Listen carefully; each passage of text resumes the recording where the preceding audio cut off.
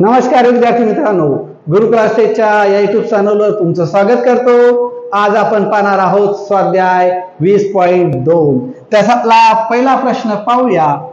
रोशनी दररोज पाव लिटर दूध विकत घेते, प्रति लिटर 50 रुपये या दराने तिचे ऑगस्ट महिन्याचे दुधाचे बिल किती रुपये होईल। आता ऑगस्ट महिना, मग ऑगस्ट किती दिवसांचा हे तुम्हाला लक्षात असलं पाहिजे किंवा शोधता यायला हवा। असा हात काढायचा विद्यार्थी मित्रांनो, हे जे उंच वाटे दिसत आहेत, उंच भाग दिसतोय ते जर असतील तर ते 21 दिवसांचे, आणि हा जो खोल भाग दिसतोय जी दरी म्हणू आपण त्याला, ती आहे 30 दिवसांची। जानेवारी, फेब्रुवारी, मार्च, एप्रिल, मे, जून, जुलै आणि ऑगस्ट उंच भाग आलेला आहे, म्हणजे ऑगस्ट महिना हा 31 दिवसांचा। ऑगस्ट हा 31 दिवसांचा। त्यानंतर पाव लिटर दूध, मग आता पाव लिटर दूध म्हणजे किती, 250 मिलीग्रॅम। मग आता प्रत्येक दिवशी पाव लिटर म्हणून 31 ने त्याला मल्टिप्लाय करू, म्हणजे 31 ने त्याला आपण गुणूया। 1 0 0 1 5 जा 5 1 2 जा 2, 1 ने मल्टिप्लाय केल्यानंतर 0 3 0 0 3 5 जा 15 15 चा 5 1 कॅरी 3 2 जा 6 आणि 1 7, यांची प्लस बेरीज करूया। 0 5 0 5 5 प्लस 2 7 आणि हा 7 जसा तसा। या ठिकाणी काय मिळालं आपल्याला, 7 लिटर 750 मिलीलिटर। आता पहा विद्यार्थी मित्रांनो, आता हे आठवल्यानंतर प्रति लिटर आहे तर किती रुपये द्यावे लागतील, त्यासाठी हे लिटर मिळाल्यानंतर 7750 मल्टिप्लाय 50, याला 50 ने गुणावं लागेल। 1 आता सगळ्यांना 0 0 येईल, 0 0 0 0 5 जा 0 0 7 जा 0 आणि 7 0 जा 0, 0 ने मल्टिप्लाय केल्यानंतर पुन्हा 0 5 0 0 5 5 जा 25 25 चा 5 2 कॅरी 5 7 जा 35 35 मध्ये 2 मिळवले 37 37 चा 7 3 कॅरी 5 5 7 जा 35 35 मध्ये 3 मिळवले तर 38, यांची बेरीज करूया। 0 0 5 7 8 3, या ठिकाणी लिटर आहे म्हणून 3 अंकानंतर दशांश चिन्ह होता तो दिला, 387.500। मग आता या ठिकाणी 500 म्हणजे हे नाही घेतले तरी चालतात। या ठिकाणी पहा, पर्याय 1 नाही, 2 नाही, 3 मध्ये नाही, 387.50 पैसे एवढे रुपये त्याला द्यावे लागतील, म्हणून पर्याय क्रमांक 4 याचं योग्य उत्तर। पुढचा प्रश्न पाहूया दुसरा। शाळेला दिवाळीची सुट्टी 3 आठवडे होती, सुट्टी 22 ऑक्टोबर पासून सुरू झाली असेल तर शाळा कोणत्या तारखेला उघडेल। आता कोणत्या तारखेला उघडेल हे बघणार। आता विद्यार्थी मित्रांनो, 3 आठवडे म्हणजे किती दिवस, एक आठवडा म्हणजे 7 दिवस होतात, म्हणून 3 आठवडे 3 मल्टिप्लाय 7 21, म्हणजे 3 आठवड्यांचे 21 दिवस होतात, हे आपल्याला मिळाले। त्यानंतर पाहूया, ऑक्टोबर पासून सुरू झालेली आहे, मग आता ऑक्टोबरचे दिवस जानेवारी, फेब्रुवारी, मार्च, एप्रिल, मे, जून, जुलै, ऑगस्ट, सप्टेंबर, ऑक्टोबर 31 दिवसांचा। 22 पासून सुरू आहे, 22 पासून तर 31 पर्यंत किती दिवस होतात ते शोधा।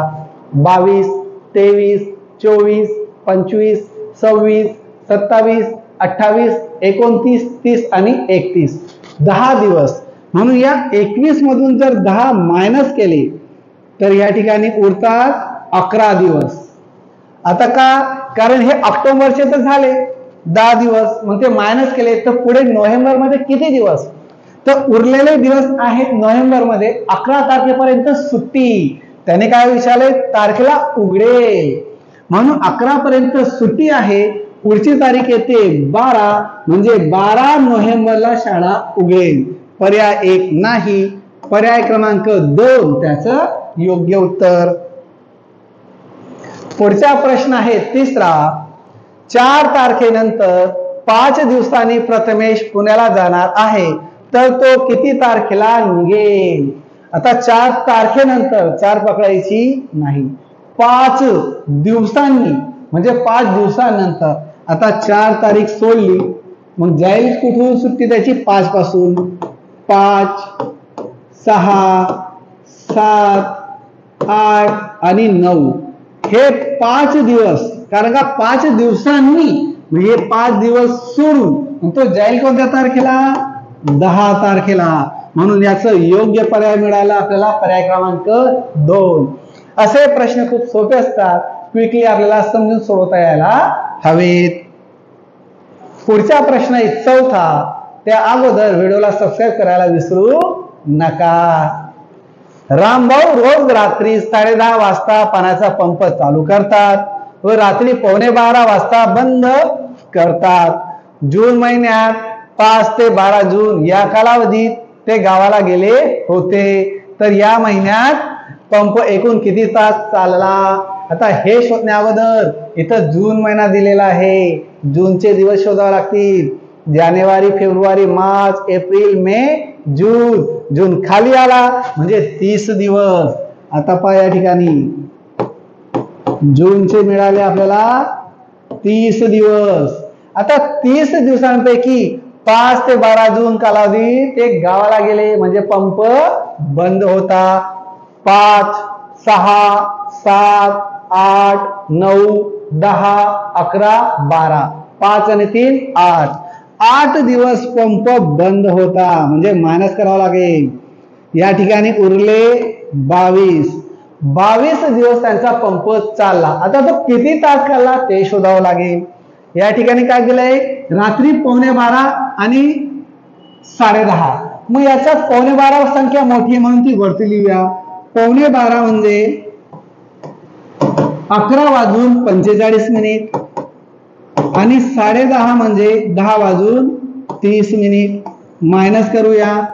मोठ्या संख्येतून छोटी संख्या मायनस केली म्हणजे किती तास ते आपल्याला मिळतील. 5 - 0 5, 4 - 3 1 आणि 1 - 0 1, 1 - 1 0. 1 तास 15 मिनिटं रोज पंप चालू आहे. मग असे किती दिवस चाललाय तो? 22 दिवस. मग आता या ठिकाणी पहा 22 दिवस 1 तास प्रमाणे 22 दिवसांचे किती तास झाले? एकूण 22 तास झाले. उरले किती? 15 मिनिट. मग ह्या ठिकाणी काय करूया विद्यार्थी मित्रांनो? 22 ला 15 ने मल्टिप्लाय करूया म्हणजे मिनिटं मिळतील. 15 2 30, 30 चा 0 3 कॅरी. 15 2 30, 30 आणि 3 33. 330 मिनिटं मिळालेले. आता मिनिटांचा आपल्याला कन्वर्ट करावं लागेल पुन्हा कशामध्ये? तासामध्ये. म्हणून त्याला 60 ने भाग देऊया. 7चा टेबल येत नाही पण 6चा टेबल तुम्हाला येतो. म्हणून 6 5 30 होतात. इथं 6 वर 0 दिला, 30 वर 6 0 दिला तर 300 होतात. म्हणजे 16 1 16 आणि 16 5 300. जर 300 30 मधून 300 मायनस केले तर उरले किती? 30. 5 तास पूर्ण आणि 30 मिनिटं. हे जे 5 तास आहेत ते या ठिकाणी प्लस करूया. हे झाले 7 आणि 2 27 तास 30 मिनिट. आता या ठिकाणी ह्या पद्धतीने दिलेलं नाही पण 30 मिनिट म्हणजे काय? 27 आणि ह्या पद्धतीने आपण ते लिहू शकतो. आणि असं उत्तर दिलं आपल्याला पर्याय क्रमांक 3 मध्ये. 27 तास आणि अर्धा तास म्हणजे काय? 30 मिनिटं. पुढचा प्रश्न आहे 5वा. अहमद रोज सकाळी 7:30 ला घरातून निघतो व सकाळी 9 वाजता शहरात पोहोचतो. संध्याकाळी 6 वाजता शहरातून निघून रात्री 7:30 वाजता घरी परत येतो. त्याला बुधवारी सुट्टी असते तर तो आठवड्यात एकूण किती तास प्रवास करतो? आता विद्यार्थी मित्रांनो, एका आठवड्यात 7 दिवस होतात, त्यापैकी एक दिवस त्याला सुट्टी आहे. 7 मायनस 1 केले तर 6. मग तो आठवड्यातून 6 दिवस प्रवास करत आहे. आता किती तास ते शोधण्यासाठी या ठिकाणी 7.5 ते 8.5 1 तास झाला आणि 8.5 ते 9 पर्यंत अर्धा तास, म्हणजे हे झाले 1.5 तास तो प्रवास सकाळी करतोय. आणि 7.5 6 पासून तर 7 पर्यंत 1 आणि 7.5 तो अर्धा, म्हणजे संध्याकाळी 1.5 तास. सकाळी 1.5 आणि संध्याकाळी 1.5 म्हणजे एकूण होतात, हे जर इकडे कन्वर्ट केले तर 3 तास. तो एकूण 3 तास रोज प्रवास करत आहे. मग आता आठवड्यातून एक दिवस सुट्टीमुळे मिळाले 6 दिवस. मग याला 3 ने मल्टिप्लाय करू. 3 6 18. तो आठवड्यात 18 तास प्रवास करत आहे. म्हणून याचं योग्य उत्तर पर्याय क्रमांक 2. पुढचा प्रश्न 20वा. एका 12 ताशी घड्याळात सकाळचे 6:20 झाली आहेत आणि 24 ताशी घड्याळात 18:10 झाली आहेत. या दोन वेळांमधील फरक काढा. आता फरक शोधायचा विद्यार्थी मित्रांनो, अगोदर मी तुम्हाला शिकवलेलं आहे. फरक शोधायचा म्हणजे सबट्रॅक्शन, मायनस करावं लागेल. या ठिकाणी मोठा अंक कोणता दिसतोय? 18:10 आणि लहान अंक 6:20. फरक शोधण्यासाठी मायनस करावा लागेल. आता 10 मिनिटातून 20 मिनिटं मायनस होत नाही, म्हणून इकडनं 1 तास इकडं घेऊ. इकडं 1 तास घेतला म्हणजे इथं उरले 7. आता 1 तास घेतल्यामुळे टोटल यांची जर बेरीज केली तर किती होतात? 70 तास, 70 मिनिट. आता याचा विचार करायचा नाही. 0 - 0 0, 7 - 2 5, 7 - 6 1 आणि हा 1 जसाच तसा 11 तास 50 मिनिटे. आता पर्याय क्रमांक 3 त्याचं योग्य उत्तर 11 तास 50 मिनिटे. पुढचा प्रश्न 7वा. नेत्रालीने सप्टेंबर महिन्यातील पहिले 15 दिवस 2.5 लिटर दूध व उरलेले दिवस 1.5 लिटर दूध 52 रुपये प्रति लिटर या दराने विकत घेतले, तर तिचे दुधासाठी किती रुपये खर्च झाले? 2020 ला आलेला हा प्रश्न. पहा विद्यार्थी मित्रांनो, हा प्रश्न एक लक्षात ठेवायचं की प्रश्नपत्रिका सोडत असताना ज्यावेळेस प्रश्न वाचणार त्यावेळेस जी क्रिया दिलेली आहे ती करत राहा, म्हणजे तेवढा वेळ तुमचा वाचेल. पहा सप्टेंबर महिन्याचे, आता सप्टेंबर महिन्याचे 30 दिवस येतात हे तुम्हाला माहित असलं पाहिजे. जानेवारी, फेब्रुवारी, मार्च, एप्रिल, मे, जून, जुलै, ऑगस्ट, सप्टेंबर. जो भाग खाली आला तो 30 दिवसांचा, जो उंच डोंगर आला तो 31 दिवसांचा. मग आता या ठिकाणी 30 दिवसांचा मिळाला सप्टेंबर महिना. नंतर आहे 15 दिवस. आता 15 दिवस 2.5 लिटर दूध, 2.5 लिटर म्हणजे 2 लिटर 500 मिलीलिटर. किती दिवस घेतला? 15 दिवस. म्हणून 15 ने मल्टिप्लाय करूया. 1 2 2 0 जशास तसे. 15 5 75 होतात. 75 चा 5 घेतला, 7 कॅरी. 15 2 30 मध्ये 7 मिळवले 37. 3 अंकानंतर दशांश चिन्ह होता म्हणून 3 अंकानंतर दशांश चिन्ह दिला. या ठिकाणी उत्तर मिळालेलं नाही. अजून पुढे अजून बाकी आहे. पुढे आहे दूध दिवस 1.5 लिटर. आता पुढे काय? उरलेले दिवस हे 1.5 लिटर प्रमाणे. 15 दिवसांपैकी उरले किती? 30 चा महिना होता, 15 दिवस उरले किती? 15. मग 1.5 लिटर पुन्हा 15 त्याला मल्टिप्लाय करावं लागेल. हे 2 0 जशास तसे. 15 5 75 चा 5 7 कॅरी. 15 1 15 आणि 15 मध्ये 7 मिळवले तर 22. 3 अंकानंतर दशांश चिन्ह. आता या दोघांची काय करायची? बेरीज, म्हणजे एकूण किती लिटर दूध घेतले ते आपल्याला मिळेल. मी या ठिकाणी लिहून घेतो. 22500 प्लस 0 0 5 प्लस 5 10 चा 0 1 कॅरी 7 प्लस 2 9 आणि 1 10 10 चा 0 1 कॅरी 3 प्लस 2 5 आणि 1 6 60 लिटर दूध त्याने त्या महिन्यात घेतलेले आहेत आणि 52 रुपये प्रति लिटर. मग आता किती ते शोधावं लागेल. मी हे पुसून घेतो या ठिकाणी.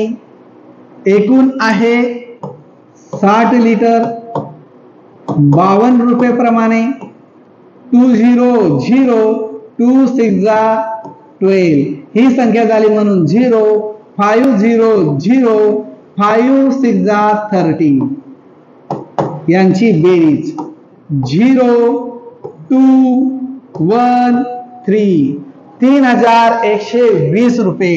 पर्याय एक नाही 3120 रुपये. पर्याय क्रमांक 2 याचं योग्य उत्तर. पुढचा प्रश्न 8वा आणि ह्या स्वाध्यायाचा शेवटचा प्रश्न. जुलीने 12 मे ते 26 जून या कालावधीत मनी बँक मध्ये रोज 10 रुपये प्रमाणे जमा केलेली रक्कम आणि त्यात मामाने वाढदिवसाला दिलेले 100 रुपये, बाबाने केक साठी दिलेले 240 घालून सर्व रक्कम मुख्यमंत्री सहायता निधीसाठी दिली, तर तिने एकूण किती रक्कम मुख्यमंत्री सहायता निधीसाठी दिली. 2021 ला आलेला हा प्रश्न मोठा आहे. यांचा प्रश्नपत्रिका काढणाऱ्यांचा हेतू एकच असतो की प्रश्न वाचताना तुमचा वेळ कसा जास्त घेतला जाईल. चला या ठिकाणी पहा विद्यार्थी मित्रांनो. आता 12 मे हा आहे किती दिवसांचा. 31 दिवसांचा. आणि जून तर आपल्याला आहे. आता 31 मधून जर 12 मायनस केले तर या ठिकाणी 11 इथं उरले 2 11 मायनस 2 9 2 मायनस 1 1. आता 12 मे पासून होते मग आपण 12 मायनस करून घेतलेला होता म्हणून तो 1 मिळवावा लागेल कारण तो दिवस पण आहे. म्हणून या ठिकाणी एकूण दिवस मिळाले आपल्याला 20 मे मध्ये. मेचे 20 आणि जूनचे 26 यांची बेरीज करूया. 6 आणि हे झाले 4 46 दिवस एकूण त्यांनी जुलीने पैसे गोळा केले. किती प्रमाणे 10. म्हणून याला जर 10 ने मल्टिप्लाय केलं तर तुम्हाला माहित आहे विद्यार्थी मित्रांनो 10 असेल तर हा 0 जसाच तसा आणि पुढची संख्या जशास तशी लिहून टाकायची. 460 रुपये तिने मनी बँक मध्ये गोळा केले. 460. आता मामाने दिले त्याला 100 रुपये आणि तिला केक आणण्यासाठी बाबाने दिले 240 रुपये म्हणजे 240 यांची बेरीज करूया. 0 6 प्लस 4 10 10 चा 0 1 कॅरी 1 प्लस 4 5 5 प्लस 1 6 आणि 6 प्लस 2 8. 800 रुपये तिने मुख्यमंत्री सहायता निधीसाठी दिले. पर्याय क्रमांक 1 नाही 2 नाही. पर्याय क्रमांक 3 याचं योग्य उत्तर.